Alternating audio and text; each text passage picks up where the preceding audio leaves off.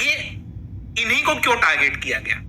तो आप लोगों ने ना बहुत बार सुना होगा कि चाइना का एक है बेल्ट एंड रोड इनिशिएटिव, ठीक है?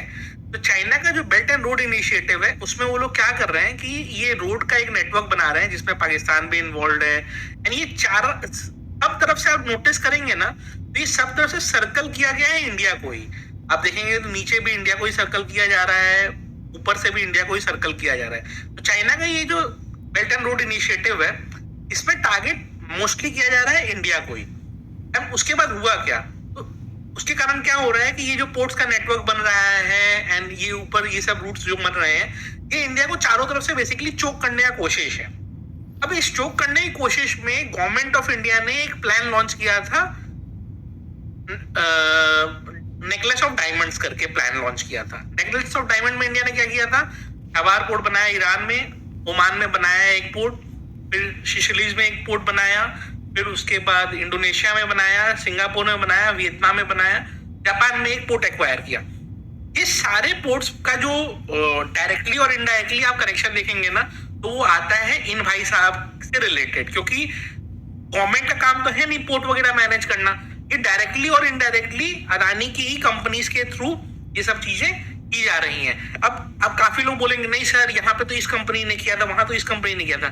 चाइना भी सेम चीज बोलता है कि भाई हमारा कोई लेना देना नहीं है, ये सब जो बन रहा है ना हमारी कंपनीज कर रही हैं, ये हमारी चाइनीज कंपनीज का पोर्ट है, वो हमारे चाइनीज कंपनीज का एयरपोर्ट है वो।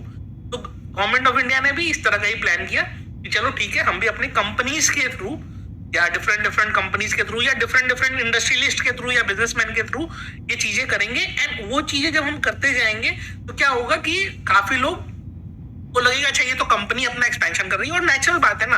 अब इंडियन कंपनी एक अगर इंडोनेशिया पोर्ट बना रही है जो कि हमारे अंडमान निकोबार से बहुत पास में है तो क्या नुकसान है उसमें? तो उसने मंगोलिया में बनाया तो उसने क्या किया, अब चाइना को सर्कल करने का कोशिश की। तो इंडिया अभी क्या कर रहा है, चाइना को सर्कल करने की कोशिश कर रहा है कि ये अपना नेकलेस ऑफ डायमंड से, प्लस इसमें ये चोक किसको कर रहा है, मलक्का स्ट्रेट जो मेन चाइना का ट्रेडिंग हब है जहां से चाइनीज 80% चाइनीज एक्सपोर्ट्स इसी रूट से होता है, वहां पे इंडिया ने 3 पोर्ट बना दिए back to back, plus Indian army का बेस तो है ही अंडमान में। तो अब इंडिया भी यही चोक करने की कोशिश कर रहा है।